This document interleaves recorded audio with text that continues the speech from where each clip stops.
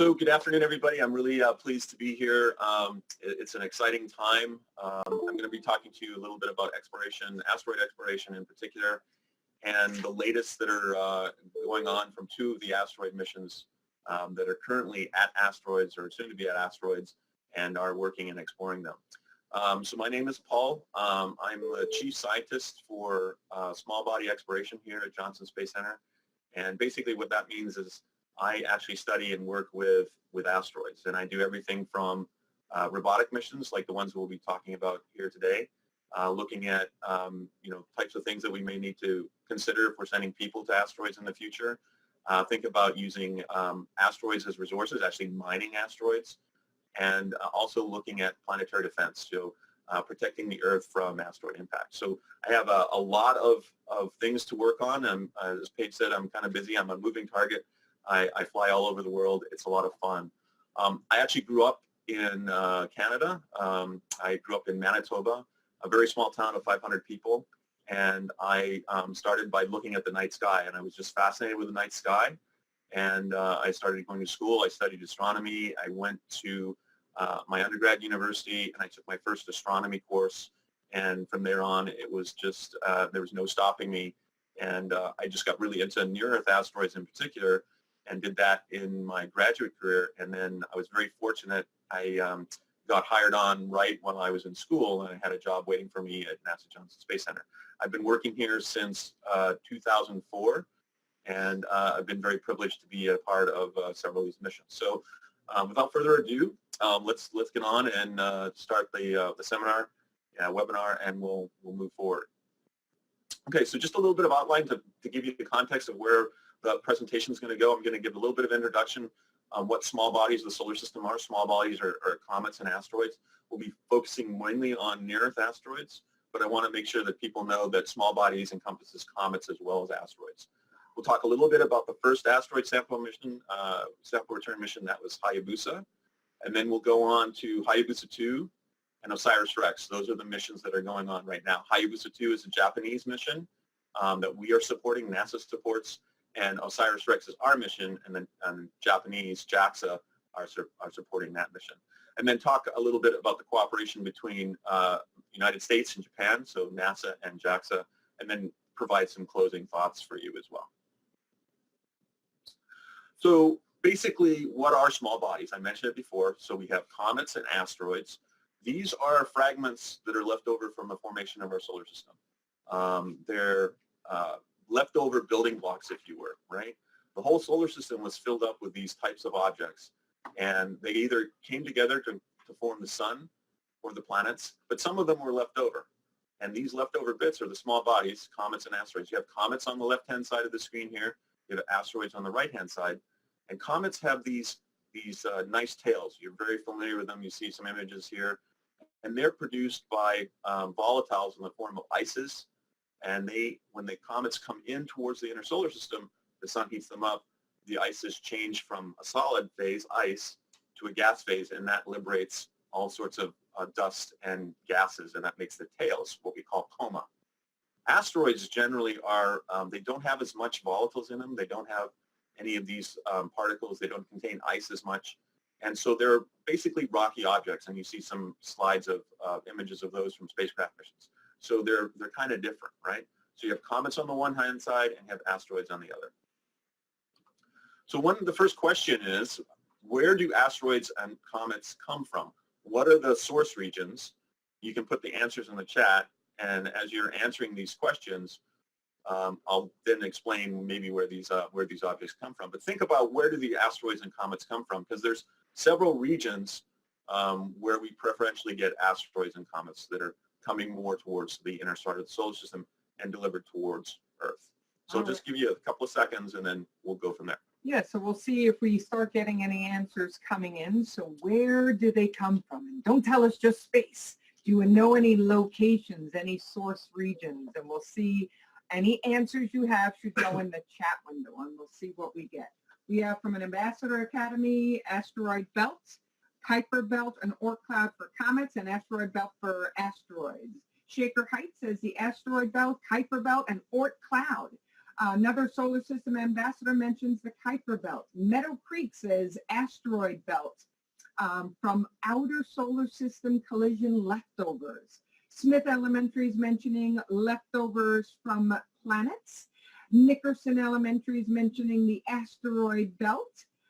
Between JCTMS specifies between Mars and Jupiter, the asteroid belt, and comets swing past the planets to the outer solar system. We're getting Oort cloud, especially for comets, from one of our solar system ambassadors. Smith Elementary says bits of planets as they perhaps age or as they broke apart. Gum Springs Elementary says bits of particles put together to make a big rock, and they come into our solar system from there. So I actually hear a whole lot of asteroid belt, Oort cloud, Kuiper belt. So have we named the source region? Yeah, actually, you guys are great. I mean, everybody gets a gold star. So these are the 3 regions. I've got a slide here showing you the solar system. It's not to scale, so it's not to scale. But the sun is on the left-hand side. We have Earth, and I've got these 3 big white arrows coming in. And sure enough, the comets come from the Oort cloud and Kuiper belt. You can see those regions there. They're further out in the outer solar system. And then the main asteroid belt provides the asteroids. So by and large, the comets come from the Kuiper belt and the Oort cloud. The asteroids and the Earth asteroids come from the asteroid belt. So everybody answered that great. Really, really good answers. So everybody gets, like I said, a gold star for that. Perfect. So one of the things that is interesting is we're starting to find out that there's not really a comet on one side and asteroid on the other. There's things that are in between. There's things that look like comets that are actually maybe asteroids, and things that are asteroids that look like comets. So here I show on the left-hand side, these are objects that are examined through a telescope out in Hawaii, and these were thought to be asteroids. And yet when you look at them closely, you can see that they have these little coma, these little tails, very similar to a comet. So it just goes to show you that there's this sort of family of things that are cometary to asteroids, and there's things in between. Also on the right-hand side of this slide here, you'll notice that there is an asteroid with 2 little asteroids orbiting about it. And so what we're starting to see in the asteroid population is that it's not always just one object, one body, right? There may be binaries, 2 objects, and in this case, it's a ternary system, 3 objects. So again, very, very interesting asteroid, very interesting small body population that we are dealing with, both for science and for other issues in terms of exploration, hazards, and also mining. So here I'm going to go through just what we learn about small body diversity, and this is to scale. So I've tried to put it in terms of relative size. The images here are all obtained by spacecraft. So these are all asteroids and comets that have been visited by spacecraft. The colors you see in terms of gray and how bright and dark they are, that is basically trying to be accurate as possible. So you'll see some things that are very dark, some things that are very big, and some things that are very small and very bright. So the first, the biggest asteroid, and the first one that was discovered, is also known as a dwarf planet, was 1 Ceres. And this is an image taken back in 2015 by Dawn. It was visited. And then Vesta is the second largest. That's number 4, Vesta, also visited by Dawn, but a little bit earlier in the mission in 2011. And so this is scale. Now we're going to zoom in on this area, and these are asteroids. We'll go and zoom in here. And here we have a big main belt asteroid over here. This is Lutetia. We have Ida over here, and then we have some darker asteroids. These are all asteroids in this part. You notice different sizes, different shapes, different brightness levels. And then on the bottom right-hand side here, these are all cometary nuclei. Keep in mind, all of these objects, comets and asteroids, these are all images taken by spacecraft. Right? Most of these have been taken through flybys, but occasionally we've had some, and I'll show you in a bit, images up close of objects that we've gone to and sent for rendezvous missions. But notice how dark the comets are, the cometary nuclei, as compared to some of these asteroids. It's very, very interesting. It's a very diverse type of population in terms of small bodies, comets and asteroids. One of the things we really are interested about asteroids is, especially near-Earth asteroids, is they can come very close to us, right? So we actually see through our ground-based telescopes, our early warning system, and search telescopes, objects that come often very close to Earth. In some cases, they come, in this case, 2005 YU-55 was more than 3.5 football fields long. Its orbital trajectory came within the Earth and Moon. And so these objects happen about maybe once a week. We have something come by us between the Earth and the Moon. And then occasionally, we'll have things that actually hit. This was an event. This is in Chelyabinsk, Russia. There is a small asteroid, a 20-meter diameter asteroid, that hit back in 2013. And so again, this is just showing us that we have this population of objects out here, some of them that come very close to Earth, and sometimes they actually hit the planet. Everybody's familiar with what happened to the dinosaurs 65 million years ago. That was a very large asteroid that hit just off the coast of Yucatan down in Mexico and wiped out a lot of life and killed off the dinosaurs. They didn't have a space program. We do. We have a space program. We're here at NASA. Everybody's safe, but this is something that we are working on. So again, it's called planetary defense. It's one of the things that we do here at NASA Johnson Space Center.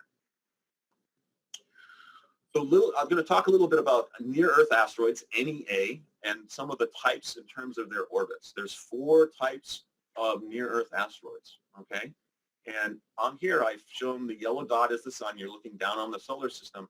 The thick line here is Earth's orbit, and the thin line is the asteroid orbit, the type of asteroid. So we have 4 different types of near-Earth asteroids here, and 2 of them have orbits that don't cross Earth, okay? So they don't cross Earth. So the Lemurs, their orbits, everybody orbits about the sun, but their orbits lie entirely outside of Earth's orbit. The Atiras, in contrast, their orbit lies entirely inside Earth's orbit, okay? The Aitons and Apollos, though, they have Earth-crossing orbits. So these are really, really interesting. They actually cross Earth's orbit. You can see where the different types of orbits and where they cross. Okay, so now I'm going to ask a question related to this slide. So this is your second question. What kinds of asteroids, based on these 4 kinds, these 4 types, might be the best ones for a spacecraft to investigate, and why? Please put your answers in the chat. We'll give you a couple seconds to think about that. But what kind of asteroids might be the best ones for a spacecraft to investigate, and why? And the why is the important part especially. So we'll see what we get coming in, and I'll see if I can read some of these answers off so we don't miss any. And I bet they're discussing. I can't wait to see what they come in terms of their answers with. So we have one Ambassador Academy saying Apollos and Aitons because they cross the Earth and can potentially collide.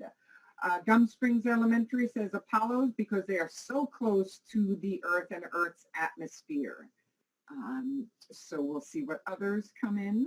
Shaker Heights says Earth crossing because they would be the easiest to approach. Meadow Creek says Apollos and Aitons because they can cross Earth and potentially collide, and we can time the spacecraft to see them. Let's see. JCTMS says Aitons and Apollos because they could interfere with us and are closer. Presque Isle Middle School, they say they agree with these others, so these Earth crossing contributions. Creekview High School says Apollos because there's lesser eccentricity of the orbit. That's an interesting one. Nickerson Elementary says they're wondering, or they're thinking the Aitons could be a problem. Looks like they could potentially hit the Earth. Atiras comes in from Evansville Day School because they are closer, so it appears in those orbits. Smith Elementary agrees, says Atiras because they say Atiras because it doesn't cross Earth's orbit. So that comes in from one of our groups. We have Smith Elementary that says Atiras because they, again, don't cross that. I think I said that already. Evansville Day School, Atiras because they appear to be close. ACA staff says Apollos because they're closer and they do cross Earth's orbit. Let's see. And another from Smith Elementary, those Apollos because they are close to the Earth. So we seem to have a bit of variety in those answers. Many seem to agree with these Earth-crossing ones, and others want to say possibly the others. And we have a Solar System Ambassador in Connecticut that says Aitons because they could be smaller and harder to find? Right. So all those are good answers. They're great answers. Primarily, one of the things that we look at is there's a variety of reasons why you want to go to an asteroid. It depends on what type of thing you're looking for. But by and large, generally, the Apollos and the Aidens are the ones that we are most interested in right now. That's not to say that from the Atiras and the Moors, we wouldn't investigate them. We would. They're very interesting scientifically. But in order to get to them, the easiest things to get to are the ones that are closest to you, the ones that are come closest to your orbits. So things that cross your orbits, like the Apollos and Aidens, those are the easiest to get to in terms of energy, what we call delta V, to get a spacecraft to an asteroid. And especially if you're thinking about a sample going to and then coming back, those are the type of objects that we would try and go to. And those are the ones we investigate. The why is, there's lots of reasons why, and you pointed those out in your answers. Planetary defense. Obviously, you want to know if they're coming at you and they're crossing orbit, they could hit. So you want to investigate those, find out what they're like, and come up with ways of maybe trying to deflect them and stop them from hitting the Earth. Scientifically, they're really interesting because they're the leftover building blocks, like I said. So find out good science about the early stages of the formation of the solar system. Maybe they have resources on them, like water and precious minerals. So those would be interesting, and maybe even metals. So those would be really interesting. Then, of course, for exploration, right? So keep in mind, these guys are very close to the Earth, but still very far away. They can help us test out some exploration. So there's lots of reasons why, but great answers. By and large, Apollos and Aidens, the other people who answered Atiras and Moors, that's still valid, but it's just a little bit easier with Apollos and Aidens. Okay, we'll move on. I think I'm hung. Let's see, I'm probably there. You go. Okay, there we go. Just froze for a bit. Okay. So now I'm going to talk a little bit about the discovery rate of the asteroid population. I'm just going to go through, there's a slide again here. We're looking down on the solar system. The sun's here. We have Mercury, Venus, Earth, and Mars orbit. And going to go through time. And over here on the left-hand side, you'll see a legend pop up, and you'll see dots appear. You'll see green dots, which are main belt asteroids. You'll see yellow dots, which are Earth-approaching asteroids. Those are the Amor-type asteroids. And then you'll see the red dots, which are the Earth crossing. So those are more like the Apollos and the Aidens. So in 1800, we didn't know anything about asteroids, right? So the first asteroid series, or dwarf comet series, was discovered in 1801, okay? So just going to go through here, and you'll start to see dots appear. So in 1850, we had 10 asteroids that were known and named, and all of those were main belt asteroids. 1900, we had hundreds of known main belt, right? And then some even inside the orbit of Mars. You can see this little yellow dot in here. So we're starting to get some Earth-approaching asteroids. And then in 1950, we've got 2,000 of known objects with a handful of Earth crossing. These are these red dots you see in here. 1990, we've got over 9,000 known objects, so getting a little bit busier. 2000, we have an automated search with our telescopes and computer systems. So we're a little bit over 86,000 objects. And then 2007 August, we have almost 380,000 objects, and they range from a few meters up to the dwarf planet series, okay, and you can see them all here. As of basically today, we are keeping track of over 780,000 objects. Of those, the near-Earth objects, that's NEO, near-Earth objects, because they can be comets or asteroids, 18,838. And I've broken out the Apollos and the Aidens for you so you can see how many of those are, because those are some of the asteroids of interest. And then for potentially hazardous asteroids, we've got 1,929. Potentially hazardous means they could come and give us a bad day, so these are the ones that we really try and focus on and monitor and watch for. We have 107 near-Earth comets. Okay, so that's what we know about. What we think is in the population of the near-Earth object population, and we do this by diameter. This is an estimate. So things that are greater or bigger or equal to 140 meters in diameter, 20,000 plus. Things that are 50 meters in diameter, half a football field, 300,000 plus. And things that are about 15 meters across, those are millions. So there's lots more things. This is what I sort of jokingly refer to as my job security slide. There are so many asteroids out there that I'll be working forever. I will never retire. I have all these asteroids to try and figure out where they're coming from and what they're made of and what to do with them. We're going to quote you on that. Yes, I'm sure. I'm sure. So, but the other thing I want to take away, there's a couple things I want you to take away here is, one is notice how many objects are near Earth's orbit, near Earth space, right? So what we call this is a target-rich environment. We can go out and get them and we can visit them and explore them. Yes, they can come and hit us, but we can also explore them. The other thing to note is that these objects have always been here. It's not like these, they're growing out of nowhere. They're not reproducing. It's just that we're getting better about finding them. We have better telescopes. We have better knowledge, better techniques, and better systems, better computers. We also use some spacecraft to look for them as well. So these things have always been here. So please don't get worried. I mean, I know it looks a little bit scary, but I made the dots bigger than they actually are in terms of scale. Because if I made them to scale, space is very big, asteroids are pretty small, you wouldn't be able to see the dots in here. And we've been able to send spacecraft out to a lot of destinations, to Mars and beyond, and we haven't run into this wall of material. I know a lot of people have seen movies and seen shows where, you have spaceships fly through an asteroid belt, and it's not like that. So I'm going to show you a clip, and this is what Hollywood thinks of an asteroid belt, what it would be like, and I'll tell you it's not like that at all. So here, let's just watch this clip, and then I'll explain why this is not accurate. It'd be crazy to follow us, wouldn't they?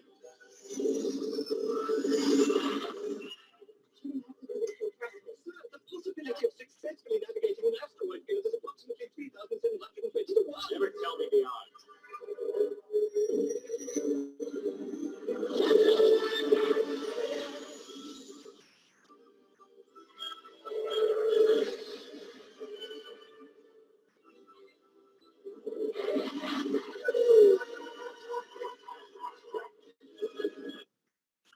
Okay, so that was really fun, and that's Hollywood, but that's not what the asteroid belt's like at all, right? So if you actually stood on a main belt asteroid and you looked out, you would need binoculars or a telescope to see the next nearest asteroid to you, right? So like I said, space is fairly big, asteroids are small. This is just a general area where the main asteroid belt is located between Mars and Jupiter. That was an area where the leftover bits just didn't get incorporated into the sun or the planets, all right? So again, keep in mind, that's Hollywood, what I just showed you. In reality, it's not like that at all. So let's move on, and we're going to talk a little bit about Hayabusa, the first asteroid sample return mission. So this was a Japanese mission. JAXA stands for the Japanese Aerospace Exploration Agency. So that's their version of NASA. So NASA is the United States, JAXA is Japan. And they launched this little spacecraft called Hayabusa, which means falcon. If you translate the Japanese word Hayabusa to English, that's falcon. And it's basically a bird of prey that comes down to the surface of the asteroid, takes a bit of the asteroid, and comes up. Very much like a bird of prey, quick touchdown and comes back up. It was launched in May 2003, collected its sample in November of 2005, and returned to Earth. That's the important part. It returned, had to come back in June 2010.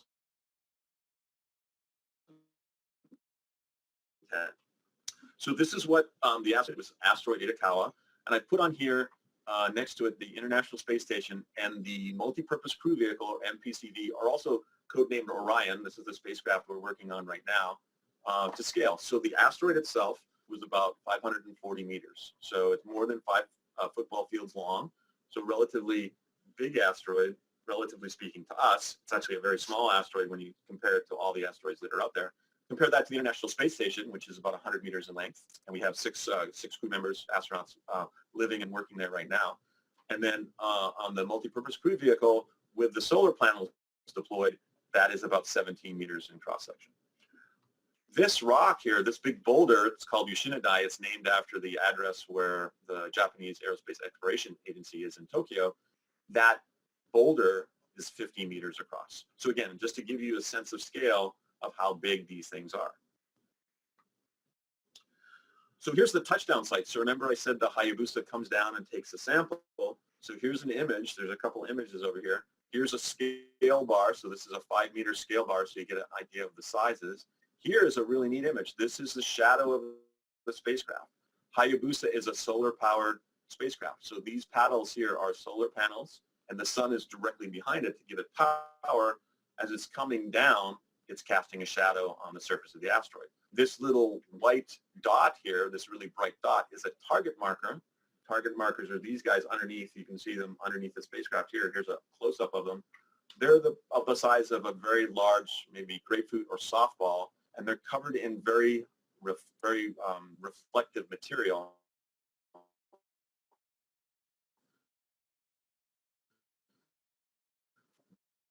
That is illuminated. The spacecraft had a strobe light, and it illuminated the target marker. The spacecraft basically get down to the surface. We call it where the surface is, so it can get down to the surface because people can't lay those openings. So all of this had to be done by the spacecraft, what we call autonomously, or done by itself. So the target marker helped it know where the surface was. So this rectangle, I'm going to blow this up. This is where the approach phase was for the touchdown, and you'll see this here. So again, here's a 1 meter scale bar. Here's the images. There are 3 images stitched together, and the smallest thing you can see here is about 6 to 8 millimeters per pixel. And you can see here, here's a big boulder. Here's the surface, and right around here is where the spacecraft touched down. I'm showing you an image here. This is one of the best images from one of our spacecraft that went to the asteroid Eros, which is one of the larger near-Earth asteroids. This was taken back in about 2000 timeframe.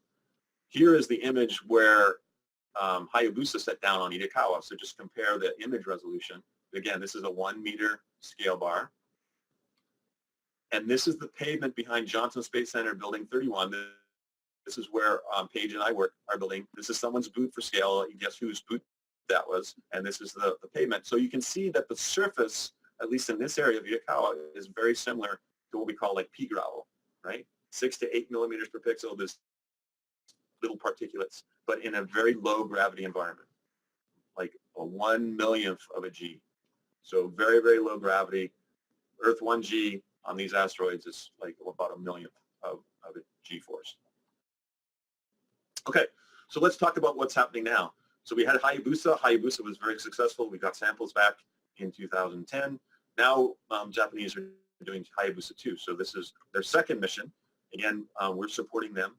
It was launched in December of 2014. It arrived at the asteroid this June, so just this year. It's planned to depart in December of 2019 and then returns to Earth in December 2020.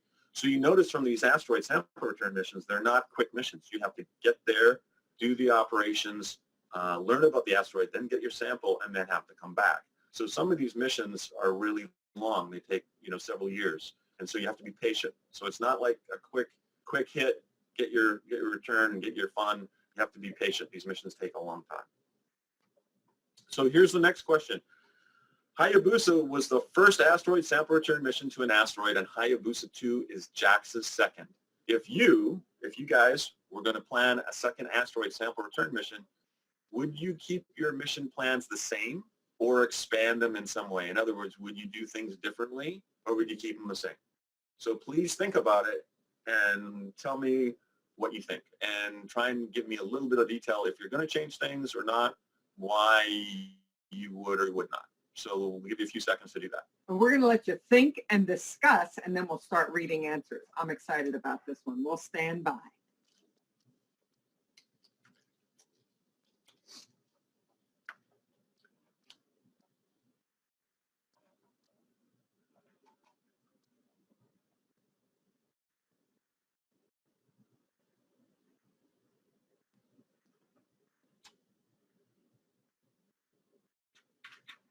And we'll give your voice a little chance to have a break.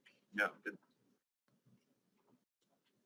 So Shaker Heights says they would expand using new technology to answer questions generated by the first mission. Smith Elementary says expanded the mission to discover new things. Meadow Creek says keep the successful part and use new technologies.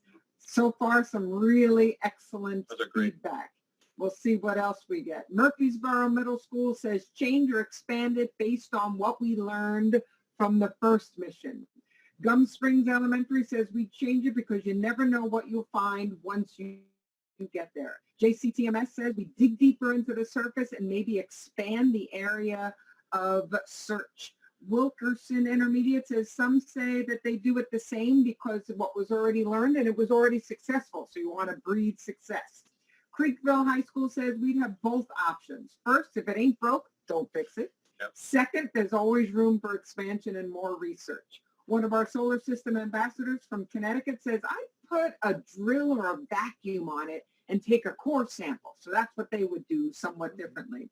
We have another individual saying they'd use new technology and equipment to get more information and samples. Presque Isle Middle School says we'd want to see if we could find perhaps some evidence about the beginnings of life. ACA staff says they would plan to keep it the way it is because so far everything has worked out, and if we change it, what if we would fail or what if it wouldn't work out? So it seems like we have a large majority saying they change things, but that whole idea of if we already have success, including Nickerson Elementary says we'd land on a different spot, collect more samples to get more data, and they would like to go to an asteroid that appears to potentially have metal on it, maybe through a telescope, and find out what metals are on it. So Yeah. Very interesting Really, feedback there. Really good answers. So you're all right. I mean, basically, you want to do things the same, some parts of it, and then some things you want to do change a little bit, like learn more and maybe test out a few different things. It's what we call being aggressive, right? So, and that's exactly what the Hayabusa2 mission did. Is that they're taking some parts from the original Hayabusa mission that worked really well, and then they're modifying it, changing things up, some things that didn't work or what they based on what they learned from the first mission, and then applied that to the mission that's ongoing now. And that's a constant way of doing things, right? And so it's a good approach. You build, test, figure out what worked, figure out what didn't work, and then maybe, hey, we've learned some things, maybe change things up and see what we can do for the next mission. So really good answers to you all on that. And then I need to be, thank you. Welcome. Yes, so I'm just going to talk a little bit about the spacecraft. So just to give you a sense of how big it is, it's not a huge spacecraft. It's 1 meter by 1.6 by 1.25 meters. It's the size of the main body is the size of maybe a very large freezer, okay? And 600 kilograms. It's solar powered, so you see the solar panels here. The high gain antennas are over here. The reentry capsule, this is the part that comes back to Earth. This is the only part that comes back to Earth. This has the samples in it. This is where the samples are collected through the sample horn. And then you can see some cameras and some of the LiDAR systems, some of the spectrometers, some of the instruments that are on board. From a back view, here are the ion engines. These are the engines that help Hayabusa2 get to the spacecraft and has some thrusters for control. Some more instruments, some of the landers, some of the rovers that will be deployed coming up, and then some of the Minerva 2 rovers here on the bottom. So we'll talk a little bit about those. Those have just been deployed and are on the surface of the asteroid. And then one of the really fun things you'll see a little bit later on is the small carrion impactor, which is helping to make crater on the asteroid. And then the Hayabusa2 will go down and get a sample after the crater's been made. And then it has 5 target markers as opposed to 3 for the original Hayabusa mission. So here's an animation. Let this run here. And this is basically just a computer animation of the spacecraft approaching the asteroid and studying it. So here's how the target markers work, right? The target markers are released, and that flashes a strobe light that's on the spacecraft, and it helps figure out where the surface is so it can get down. It touches down with this little sample horn, and it fires a bullet into the surface, kicks up material, and that material comes up the horn and puts in the sample return capsule, and the spacecraft lifts off. Okay, that's how they do to collect the samples. It does that twice to collect samples. And then here is a small carrion impactor. So this is a explosive charge. It's actually a modified anti-tank weapon, and basically it's going to send a bigger copper bullet into the asteroid and make a crater. Now, because it explodes and it's dangerous, the spacecraft has to hide behind the asteroid. So that's what it's doing. It's hiding behind the asteroid for safety. This explodes, and fires that big bullet in there, you can see the crater being formed. The crater will be about a meter, maybe 10 meters, maybe a meter deep. And what happens is Hayabusa, once it's safe, comes back out from behind the asteroid, finds the new crater, again, repeats the process, now sends a target marker down near that crater, and then tries to go down and sample that crater. The reason why we're wanting to do that, or why JAXA is doing that, is they want a different type of sample. So the first two samples are taken from the surface. This is a sample that may be just beneath the surface, and it may be a bit different. So what we can see from the more of the inside, just below the surface. So that's why they want to do that. So it's a different type, so it's a much more expanded. Hayabusa 1, the original Hayabusa, just went down one time to get a sample. Hayabusa 2 is going down 3 times. And Hayabusa 2 is also deploying some rovers, which we'll talk about later. So we have our own mission, which is in launch and is approaching its asteroids. It's called OSIRIS-REx. It's a big name, and the letters stand for, it's called an acronym. The letters actually stand for things. So it's OSIRIS-REx, which stands for Origins, Spectral Interpretation, Resource Identification, Security, Regolith Explorer. So it's looking at the origins of the Earth-Moon system through the early formation of the solar system, looking at what the composition of the asteroids like through spectral analysis, looking for minerals, mining, that's what the whole resource identification is. The security is to try and figure out something about a potentially hazardous asteroid, which Bennu is. This is this target. And the Regolith Explorer is trying to understand what the surface, the regolith is what we call the surface of the asteroid. It's like what we would call dirt here on Earth, but you can't call dirt on asteroids because there's no grass or organic material or anything like that. So we call it regolith. That's the rocky surface. And so understanding that is really important. So that's the Regolith Explorer. All of those letters stand for OSIRIS-REx. So you see here in the background, here's OSIRIS-REx. It's a much bigger spacecraft than Hayabusa2. And here's Dante Loretta. He's one of my friends. He's the principal investigator or the leader of the OSIRIS-REx mission. So here is Asteroid Bennu. Here's the target. So this image you see here, this is a radar image. We have a radar telescope that has taken a sort of a picture or an image of the asteroid. And from that, we can take a shape of it, a model of the shape of the asteroid. This is just a model. It's not what the surface would really look like, but it gives us an idea of how big it is in the shape. You see over here the rough orbit of it. And so you'll notice right away what type. I won't tell you, but you can think about what type of asteroid Bennu is based on the orbit. Notice that it crosses Earth. That's a hint. It's relatively large. It's 492 meters. So roughly on the same size as Itokawa. It's sort of like a spinning top shape, and it is what we call a carbonaceous type chondrite. That's what these CICMs, so a special type of asteroid. So that's something of interest, and that's why it was chosen, because we knew that it had that type of composition, or we suspected it. So here is OSIRIS-REx at the Kennedy Space Center right before launch, right before it's put on the rocket. And again, it gives you a sense of, these are all these people in these clean suits keeping the spacecraft clean and working on it. Gives you a sense of scale of how big it is. It's a big spacecraft. And then here's the spacecraft with some of the instrumentation. I won't go through everything in here, but you can see, here's the high gain antenna. This is the antenna that communicates back and forth between Earth and the spacecraft. This is the sample return capsule. Notice it's a lot bigger than the Hayabusa2. And then we have some instrument packages and things like that. So this is the timeline for OSIRIS-REx. So it was launched back in 2016, September.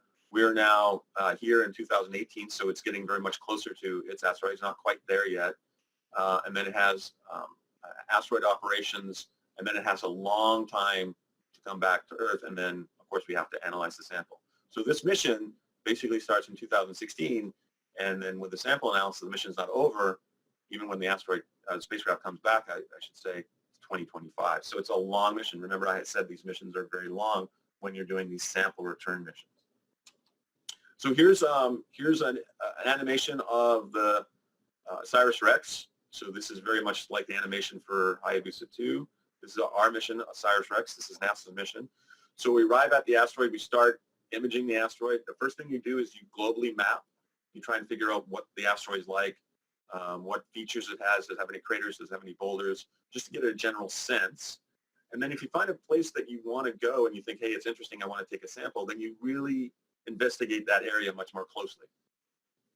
We're planning right now, the timeline is July 2020 to take a sample, and it's really different in terms of Hayabusa2 how OSIRIS-REx is going to take its sample.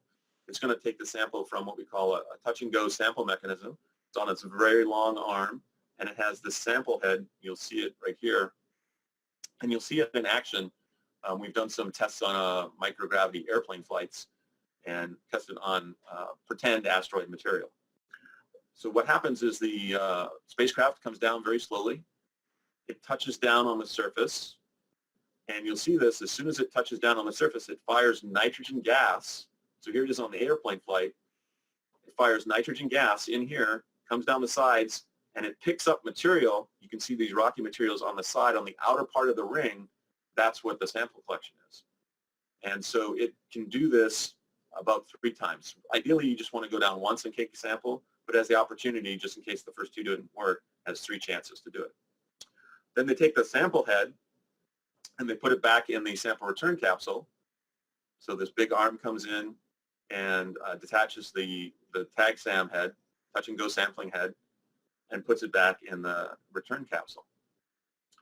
And then the whole spacecraft comes back towards Earth, and the only part that re-enters Earth's atmosphere is the sample return capsule. The main spacecraft diverts and goes somewhere else. And here's just the re-entry of it, and it's basically comes in, and this is the same type of thing that Hayabusa2 does as well, comes in, we're coming back to Utah, Hayabusa2 comes back to Australia, parachute deploys, it floats down to the surface, lands, and then we go and pick up the sample. Here is an example of a previous mission called Stardust. This is the Stardust recovery, and this is exactly what would happen with OSIRIS-REx. We pick up the capsule carefully and then bring it back and open it up at Johnson Space Center. And this is the Stardust capsule being opened up. This is what we think we'll try and collect. This is the some of the analysis from the microgravity flights in the airplane, the tests, and we'll see what we get. That's what we're hoping to get. So let's talk about what's going on. I'm going to flip back now to Hayabusa2. So what I'm showing you now are some images of asteroid Ryugu. This is images obtained. There's a little movie of some images taken from about 700 to 650 kilometers from the asteroid as the spacecraft is moving in towards the asteroid. And you can see right away that we notice, hey, there's some things on there. It's not obviously a round asteroid. It's not spherical. It looks like it has a bit of shape. There's some bumps and there's some features on there. So now we get a little bit closer. Now here's 4 images. These are just static images, and you can see the distance, how far away we are when these images were taken, and you can start to see features, right? You can start to see things in here and see bumps and dark and light patches, and notice that it is definitely not round. It has this sort of top shape view.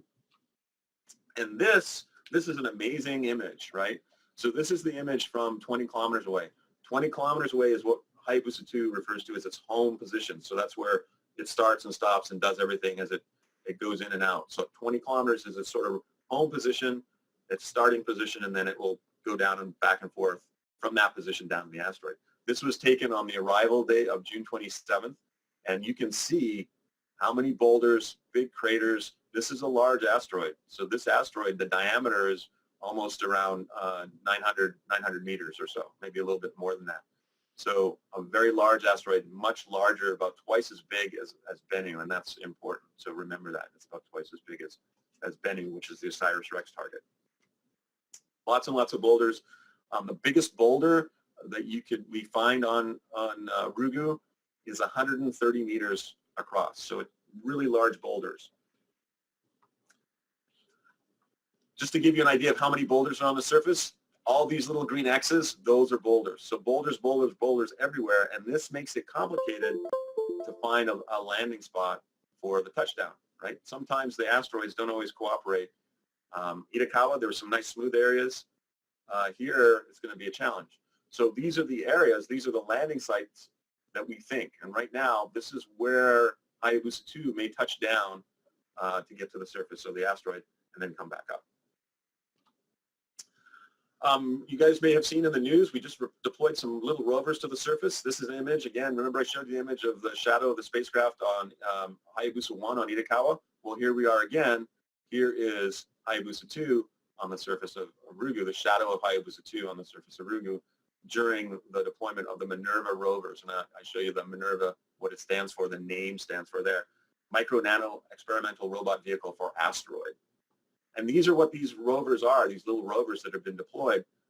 They're not very big. They're about yay big, maybe 18 by 7 centimeters or so. They're round. They have little arms to hop, make them hop. On the inside, the arm flip, and it just hops and flops. Basically, 15 minutes between hops, and they can go about 15 meters. So they're little rovers. They think for themselves. They're solar powered, so they have panels on here. They have cameras and temperature probes on them, so they can get some images. And here's some images of them. So here's separate images, 3 images. This is one nearing deployment. So here's looking back at the spacecraft. Here's the asteroid Ryugu. This is the other rover, Rover 1B. It's just looking at Ryugu as it's coming down. And this is an amazing image. This was taken between a hop from Rover 1A. So it's just lifted off. It's about to come back down, and here's the surface. So we're getting lots of up-close information about these little rovers. So OSIRIS-REx, we're not quite there yet. So we're still getting towards Bennu. We hope to arrive in Bennu in December timeframe. But this is the image of Bennu as it's arriving. So back in August, this is our target. As you can see, it's moving. These are background stars. This is Bennu, the asteroid moving. We're closing in on it. So stay tuned. Really exciting stuff that's coming from the OSIRIS-REx mission. Okay, so last question. Which criteria will be used to determine a suitable sampling site for OSIRIS-REx and why? So tell me why. Scientifically interesting site, site with large boulders, safe sample collection site, or something that's relatively smooth. So think about that and respond. And we'll go through this one pretty quickly to save time as we're coming close to the end. So you can let us know A, B, C, or D, or A and B and C and D, whatever you think. And then if you want to throw in there the why, that would be great. So we're getting in an answer from Presque Middle School says A. Ambassador Academy says C and D, safe sampling site and relatively smooth. Gum Spring says A, C, and D. So scientifically interesting, safe, relatively smooth. We'll see if we get any other things in there, and be thinking about the why at least. Shaker Heights says we think A, C, and D. Boulders might be dangerous, and that's why they don't choose B. We also have A, C, and D again, a confirmation for best chance of success. Smith Elementary says A and C. Murfreesboro says A, C, and D, as does Evansville Day School. Nickerson Elementary from Maine says A, B, C, and D. So they like all of those choices. Our Solar System Ambassador in Connecticut says A, C, and D to make sure there's minimal risk of damage to the spacecraft. JCTMS says A and C because it's important to get samples back. So some of you may also still be thinking about this. But Paul, is there one of these things that we may want to stay away from? Yeah, so really, basically we want to try and stay, at least for these type of missions, both Hayabusa2 and OSIRIS-REx, we want to try and stay away from boulders because they actually may cause a hazard. You may hit a boulder on our way down or may get in the way of our sample collection or how we take the sample. So basically we try and stay away from B. The boulders are interesting scientifically. Yeah, it would be nice to get maybe a sample of a boulder, but by and large, A, C, and D, those are the types of areas that we want to go for because we want to go something that's interesting scientifically. We want to go somewhere that's safe, and then with something that's relatively smooth so we can get a good sample. And the mechanisms that we use both on Hayabusa2 and OSIRIS-REx need a relatively safe and smooth sampling site. And then, of course, we want an interesting sample as well. So A, C, and D are the best answers for this question. All right, so just wrapping up here, we're getting close to the end. So one of the neat things about these two missions is we're actually collaborating, right? These two asteroids I've shown here, here's a picture of Ryugu. This is the actual image of Ryugu. This is an artist sort of rendition of what an artist thought of what Bennu might be like. Keep in mind, they're not quite to scale. Bennu's a little smaller than Ryugu. And they're very similar asteroids. They're both carbonaceous. They both have the same type of shape. and maybe similar compositions. We'll have to see. And so both spacecraft are going to these asteroids at the same time. And so we're actually collaborating, and we're working together and communicating together because both missions can help each other. And so this is what we collaborate on. We collaborate on how we get close to the asteroid and how we image and look at the asteroid, the entire thing. We look at the site selection, where we go down and sample. And we also look at, to cooperate and see how we're going to store, what we call curate the samples, and document how the samples are maintained, and then how the samples are analyzed, right? We want to work in that. And we also have constant sharings of lessons, right? Lessons learned. What did you learn? What worked? What didn't work? And we have lots of good interaction and feedback. And that's why I travel so much between the United States, helping out with the OSIRIS-REx mission, and also the Hayabusa. So I'm constantly traveling back and forth between the United States and Japan.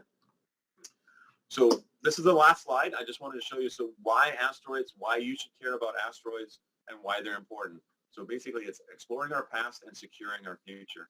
So for science, they're really good about revealing solar system history. We learn about the formation of the solar system, learning about how the Earth-Moon system may have formed, maybe how water has maybe delivered to the Earth, and maybe how life even started on the early Earth. We also want to look at them from an exploration standpoint. These asteroids could be used for visits by human explorations, help them learn about how to explore deep space, and then go on to other places like Mars. It's a little bit further than going from the Earth and Moon system out to these asteroids and then to Mars and the other destinations in the solar system. We also want to protect the planet. Remember, I said the dinosaurs didn't have a space program. We do. So preventing these asteroids from hitting Earth is a big deal. It's a big, important thing. So from the defense side of things, that's what we want to do, planetary defense. And then some of these asteroids are really full of water and also maybe precious metals and other minerals. So we can actually mine them and use those resources in place to help us go out and further. We don't have to take all our fuel, all our food and everything with us. We can maybe use these asteroids as, say, supply depots or gas stations waiting for us. So that's all I had for you. And sorry it went a little bit long. Please feel free. I'm going to be staying here for a bit longer. You can ask questions now, and we'll go from there. But anyway, thank you very much for your attention. I hope you enjoyed it. Awesome. And I want to thank you, Paul, for all of this information. There is so much information about these missions, and really, Paul is our resident expert, that is for sure. It is the top of the hour, so I realize that some of you may need to go, and if you do, we want to thank you for participating and spending some of your time with us today. For those of you who are able to stay on the line, we're going to get to as many questions as we can. And so any questions you might want to ask, put them in the Q&A area so that we don't lose track of your questions. So the Q&A area are for questions. So again, thank you for joining us, and thank you, Paul, for being willing to stay on for an additional 15 minutes or so. My pleasure. So let's see what kinds of questions that have come in, and we've had many questions come in. So Paul, one of the questions from Nickerson Elementary is, do all asteroids rotate? And as a matter of fact, do all objects in space rotate? So yeah, it's a really good question. So yes, most objects rotate or spin in space. Asteroids are really interesting, right? Some of them rotate very fast. Some of them rotate very slowly. So if you remember from the presentation, I didn't mention it explicitly, but Hayabusa2's target, Ryugu, it rotates, right? And it rotates about one axis, north, up and down, and it rotates once every almost just under 8 hours. Bennu is similar. It rotates through this axis vertically and rotates once every 4 hours, so a little bit slower. But we have asteroids that rotate on the order of a few seconds, right? About 30 seconds, tens of seconds. Really fast. They're spinning like this. There are other asteroids that rotate very slowly, like on the order of days. And then we have asteroids that tumble. So they don't just spin about one axis, straight up and down. Some of their tilts, the axis is tilted over. Some of them tumble, like I said, and so can be very interesting.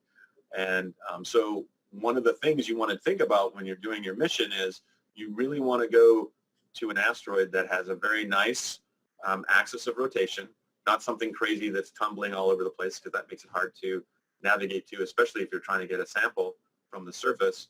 You also want to go to something that spins relatively slowly. So something that spins very, very fast will be very hard for a spacecraft to get down to the surface again and come back if you're trying to get a sample, and which we're doing in these cases. And it's really interesting to think that these spacecraft have to match that rotation so that they can come down, be able to get to that area they want to target to sample, and then come back up. So, so that rotation is, and that's a great, great question that Nickerson Elementary asked. Now, also related to asteroids, Presque Isle Middle School is wondering, do asteroids actually accumulate more material and rock to make it bigger once they have formed? So a little bit, yes, not really. Usually what happens is the asteroids are the asteroids. They can run into each other and they can break apart. Occasionally they'll sweep up little bits of dust. We've seen this on Vesta. If you go to the Dawn mission and look at some of the images of Vesta, you see Vesta is a very bright object, relatively bright, but it has dark bits on it. And we think those dark bits are from a darker asteroid material that is falling on Vesta, right? So some of the bigger asteroids, they have a little bit more gravity. They can pick up a few things, but it's not real small. It's not like they clump equal size masses of other asteroids together. It's little bits of material. It's very much similar to like the meteorites. Meteorites fall here on Earth. Well, they fall on other planets. We have meteorites we've known on Mars, and I'm sure we'll have other bits of asteroids. Meteorites are bits of asteroids. They'll fall on other asteroids. But it's relatively a small portion.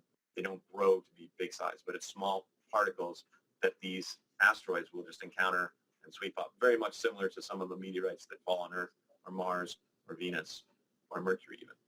Excellent. And, you know, related to that, or somewhat related to asteroids and studying asteroids, Presque Isle Middle School was also wondering, why did you choose this job, and why do you like this job? If you like it, I would assume you do. I love my job. It's a lot of work, but I love my job, so it doesn't feel like work. It's amazing.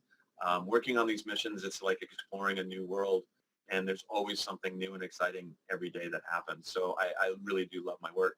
The reason why I chose it is basically because this slide that I'm showing you right here, the near-Earth asteroids, they have so many things about them that make them so exciting and so interesting.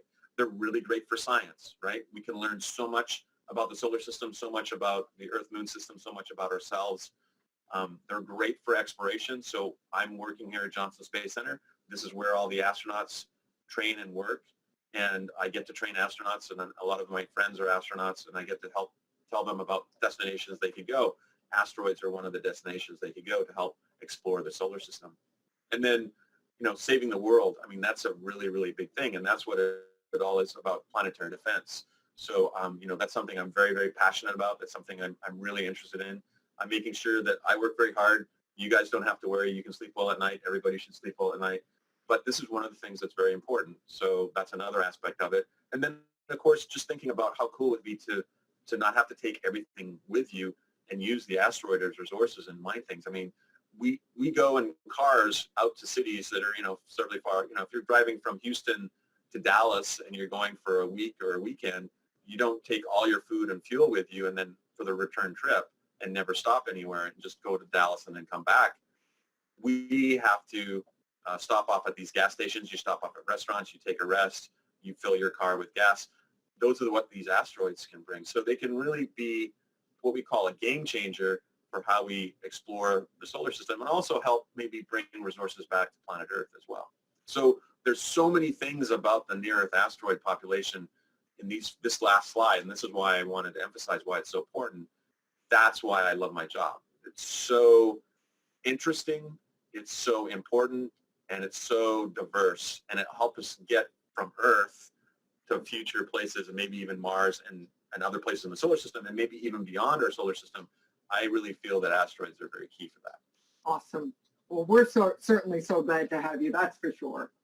Now, ACA staff is wondering about the Minerva rovers. Where were the Minerva rovers designed? So yeah, the Minerva rovers, and I'll just a plug for the Minerva rovers. They've been, we're still in contact. When I say we, Hayabusa2 spacecraft and the JAXA people, I'm supporting the mission, so that's why I say we. They're still in contact with the rovers. The rovers are still active on the surface. I'll point you to, if you can go to the Japanese website, you can just Google Minerva rovers. There are more images that have just been released. I'm sorry I didn't have a chance to put them in the presentation because they just got released right before this presentation. So stay tuned for that and look for those images. They're fantastic.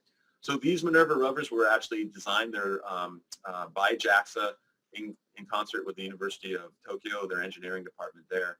And they're little rovers. There's actually another rover that they have not deployed yet that will happen later on in the mission. So next year, towards the end of the mission, they have what they call Minerva-22, which will be deployed. It's a little bit bigger rover.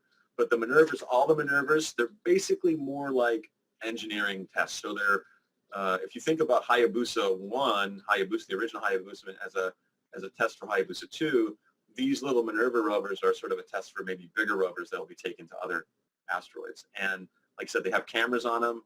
They also have temperature probes on them. Those are those little spiky things that you saw, and they help get information about the surface of the asteroid. All of that information will be used and help develop the further, more modified, advanced design of these asteroid little rovers. Awesome. And they certainly are pretty cute. They're very cute. Now, Creekview High School is wondering, does any of the JAXA spacecraft have the ability to drill and take core samples? That's a great question. So no, they don't. They don't have the ability to drill or take core samples. Basically, their sample collection is just from finding this bullet, this special bullet, and hitting the surface and having these little particles shoot up because of the lack of gravity, or low gravity, not lack of gravity, but very low gravity, and they can collect them. But funnily enough, you mentioned that because their next mission that they're thinking about, which is MMX, which stands for Mars Moon Exploration, it's a much bigger spacecraft. It's the next mission after Hayabusa 2 that they're going to work. They're going to send a mission, the spacecraft MMX, to Phobos and to take a sample. Now, Phobos is a much bigger, it's a moon of Mars, but it's like an asteroid. It's 18 kilometers in diameter, so much, much bigger than Ryugu, which is only just under a kilometer in diameter. That has a drill on it. And there, because it has a little bit more gravity, and they want to get a little deeper, they want to get a core, they will have a drill on that. So we're looking at designs for drills. So again, this is one of these things where you did Hayabusa 1, Hayabusa 2, and you learn as you go doing all these missions, and you can make more advancements in your sample collection and your spacecraft sophistication to try and figure out what you can get more and more information, not only samples, but more information about the asteroid, or about the, in this case, Phobos, the moon of Mars. Awesome. Now, we have Nickerson Elementary that has a number of questions, but one of the first ones is, can you control where the spacecraft lands on Earth when it returns, so that sample return capsule? So yes, we can. So basically, it's done very, very carefully, as you can imagine. So we've returned things from space quite often. When we do it robotically, the capsules come back, and for example, for Stardust, you saw the example of Stardust came back, which was the mission I showed where they actually recovered the capsule.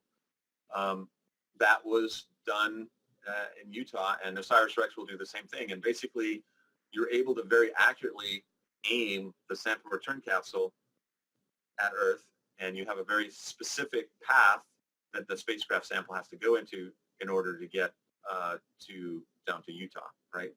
And so the Japanese have done this, but they do this in Australia. I was very fortunate to be part of the recovery team that worked with the original Hayabusa mission. I was in Australia when that capsule came back. And again, we're able to aim very carefully. So for example, Hayabusa's capsule, the landing point, they hit within 500 meters of the landing point. It was amazing.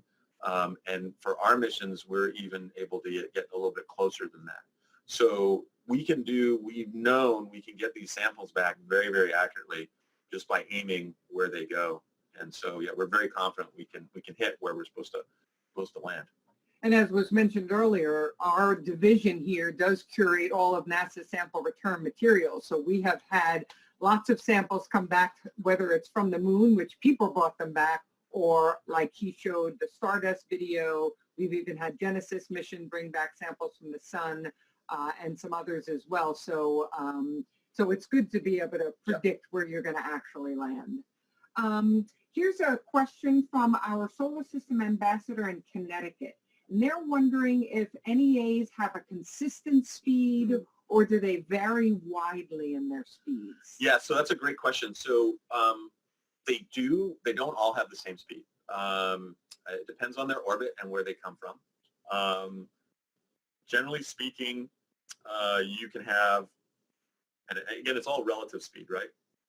So it depends on whether the asteroid is in an orbit that's head-on, right, approaching Earth, what we call retrograde. We have some of these asteroids, or whether it's prograde, where they catch up. So there's a range of speeds. A lot of it depends on the orbit. It also depends on the angle of orbit. Keep in mind that the asteroids aren't always orbiting in the same plane. Some of them are what we call inclined, right? So if this is the plane, they can be inclined with respect to the ecliptic plane or with the orbit of Earth, right? So all of that adds to the speed and the energy. So there's a wide range of speeds.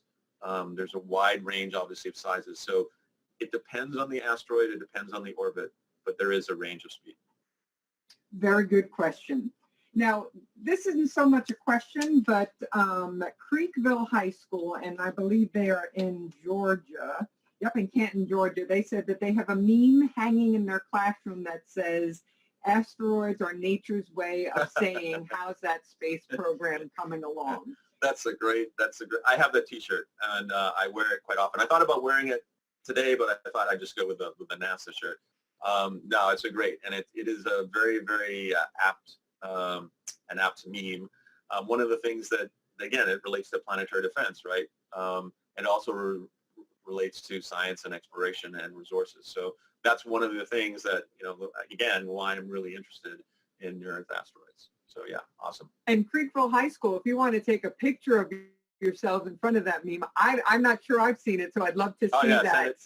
Send it our way. Yeah, we'd love awesome to be able to see it. Yeah. Okay, here's a question from ACA staff, and their question is, well, they have two that are related. Let's see, where did that go? How close is OSIRIS-REx to Bennu right now, and does that spacecraft have a camera or cameras on it? Yes, so I can't tell you exactly, because it changes all the time, about how close OSIRIS-REx is to Bennu right now.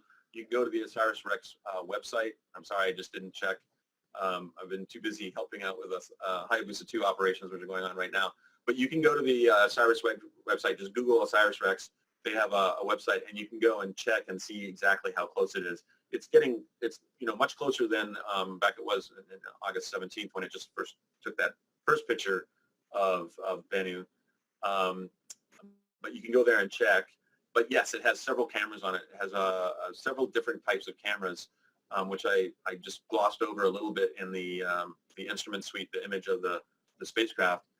So it's got a camera for looking at the asteroid when it's relatively far away, a medium sized camera for a little bit closer, and then of course up close and personal cameras. And it has other cameras around for what we call engineering cameras to help with the sampling, making sure that the spacecraft doesn't hit anything and things like that. So yeah, there's several cameras, but basically there's three main cameras they use for the study of Bennu from OSIRIS-REx.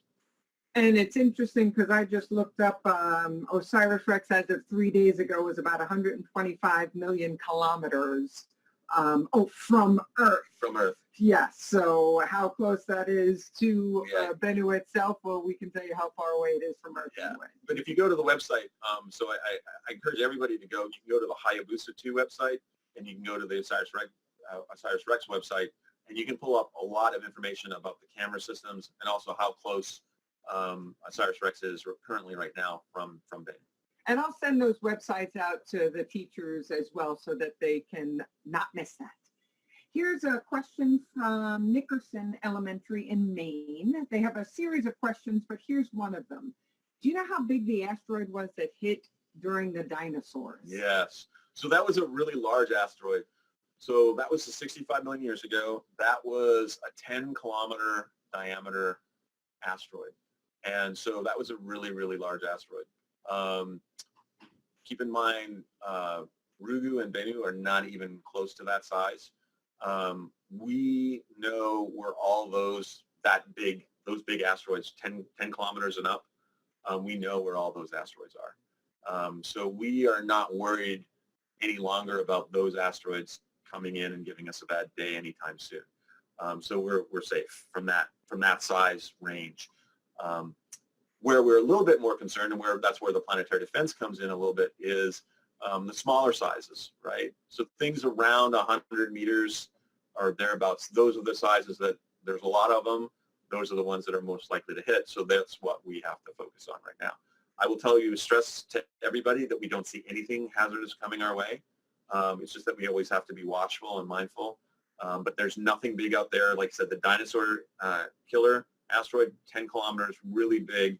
We know where all those guys are. They're all behaving out in space. We're tracking them. There's no danger from that. It's just the smaller ones, those are the ones that we have to worry about. But we're on it. You guys should sleep well. We're doing our job. That's why I don't get much sleep. You guys can sleep well. It's all good. And related to that, Presque Isle Middle School is wondering, well, is that one of the biggest asteroids that hit the Earth, the one that hit the dinosaurs, or is there a bigger one that has ever hit? Yeah, we've had bigger ones hit. We've had probably a couple bigger ones that hit, but a long, long time ago. And so one of the things, what happens is early on in the solar system, there's lots of asteroids flying around. In fact, one of the biggest ones was probably, if you want to think of it, not even an asteroid, maybe the size of Mars, that hit Earth really early on in the formation of the solar system and formation of the planet. And that's what people think resulted in formation of the moon, right? So the whole aspect of asteroids, impacts, and things like that, comets and asteroids hitting planets, that's gone on for a long time. But early on in the formation of the solar system, where you just had Earth and some of the other planets forming, there was a lot more material, it was a lot bigger, and you had a lot more impacts, right? So that's why sometimes it was really hard for life to get started on Earth, because you keep having these really large impacts that would keep wiping out life, right? That's what we think. We don't know for sure, but that's a reasonable hypothesis, that you may have life started, and then all of a sudden you have a big impact and wipe it out.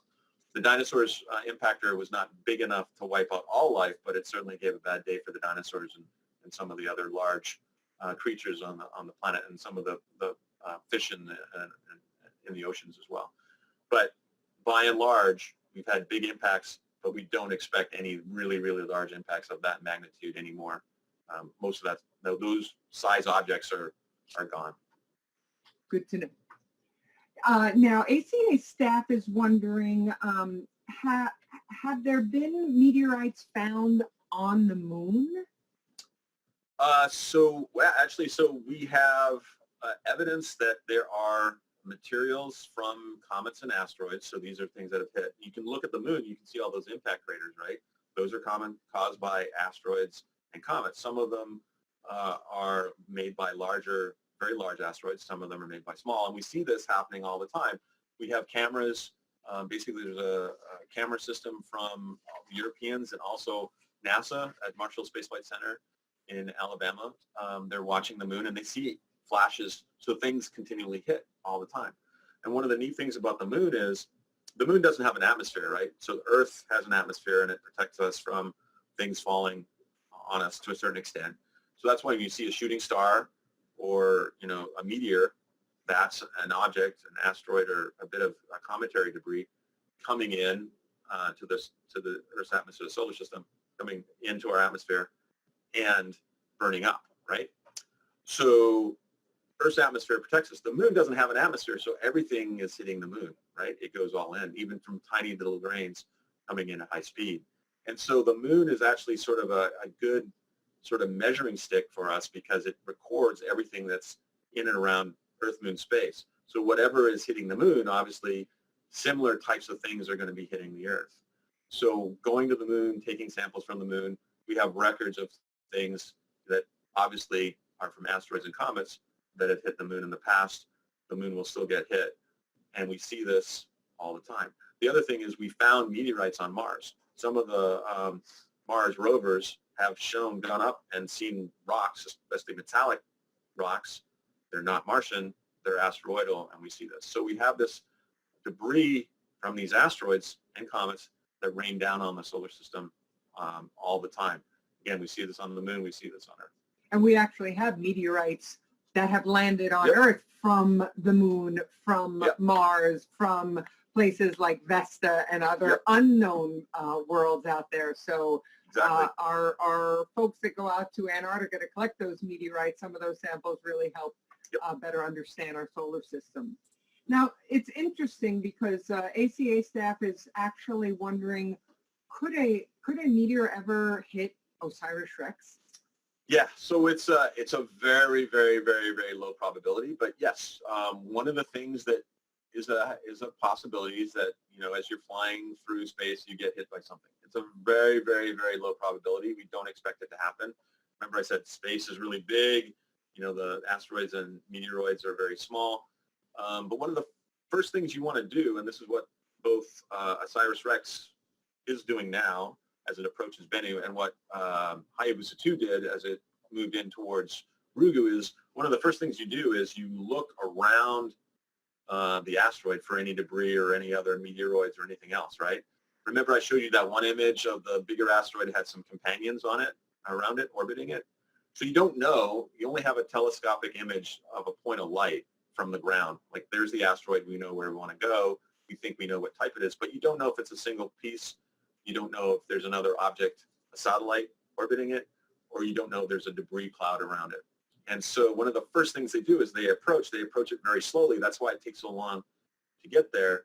They take their time because you don't want to rush in and then run into something and then get taken out, because most of the time, if you think about where the debris is going to be, it's going to be around another body, right? Usually.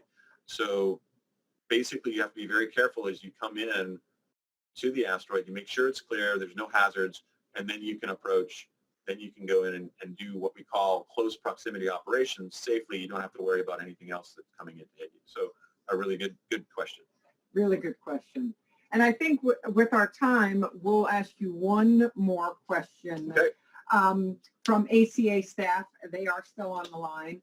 What was the most surprising thing you found out about asteroids? The most surprising thing I found out about asteroids is they're full of surprises. I know that's kind of an interesting answer, but the biggest thing I think was, for me, was seeing these asteroids and being revealed as from a point of light to actually a small world, and seeing things that were completely unexpected originally. That's one of the nice things about it, is you sort of have an idea of what you think. Everybody has an idea of what you think the asteroid's going to look like when you get there.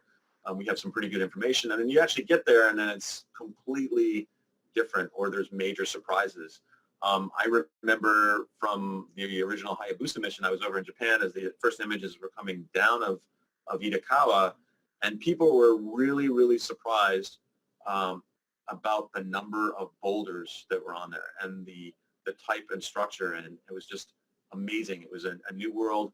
And then looking at the images and realizing that things that you thought should happen because you're used to one gravity environment and things working a certain way, well, it works very differently on the surface of an asteroid, because all of a sudden you're talking about 1/1,000,000th the gravity of Earth.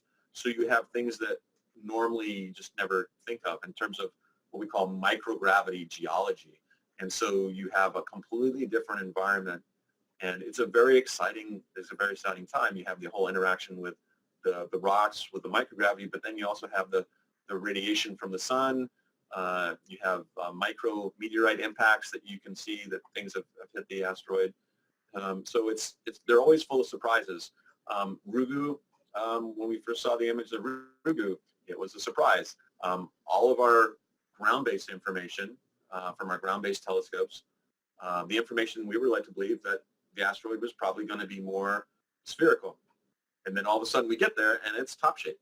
It's not round, it's top-shaped. So, and then many, many more boulders. We anticipated that, yeah, there were going to be a few boulders on it, but we thought from our information from our ground-based instruments suggested that it was going to be relatively smooth and there wouldn't be that many boulders. maybe there'd be boulders like we had on Itokawa, but if you remember Itokawa, there were some very smooth regions where we could easily touch down. And so for Hayabusa 1, the original Hayabusa mission, touching down, we knew exactly, oh, well, we're going to go here. It's very safe. It's very flat. Ryugu, it's now completely different. We're expecting smooth, not that many boulders, and it's exactly the opposite. So that's some of the exciting things. And like I said, sometimes the asteroid doesn't always cooperate. The spacecraft's working fine, but the asteroid doesn't cooperate. But that's the exciting part about it. And just getting into it and revealing a new world, and then all of a sudden, wow, we never thought about that, and then thinking about it like, oh, well, that's obvious, and then you start learning. So every time we go to one of these asteroids, it presents a new world to us, and we learn something very new and very interesting scientifically. So it's so interesting. The more you learn, the more you find out. That's right. There's still more to learn. Yes, we are continually going to school every day. And I often get asked by school children and other people and students, is like, well, when do you stop learning? And I'm like, we're never stop learning. We just keep learning and learning and learning. So that's the fun part. We just we get some information, and it generates, instead of solving some questions and answering some questions, it generates about 100 more questions. So it's awesome. And that's the fun part of science and exploration. That is the fun part about science. That's why I love my job. I mean, there are many reasons why I love my job, but that's why I love my job. Awesome. Yep. Well, with that, we have a few folks still on the line, and I think we answered the majority of the questions that were posed. For those of you that are still with us, or for those of you watching the archive, thank you again for spending your time today with us. And again, I really want to thank Paul for spending this extra time, as well as the time to put this together. Stay tuned, because there is more coming from both Hayabusa2 as well as OSIRIS-REx. And who knows, maybe in the spring, if we can catch Paul, we can get another update on what's going on with these missions as more and more occurs. So happy to do it. So with that, it's about 1/2 past. So thank you so much for joining us today. And Paul, thank you again. Yeah, my pleasure. Great. Bye-bye. Thank you. Bye, everyone. Bye. Bye-bye.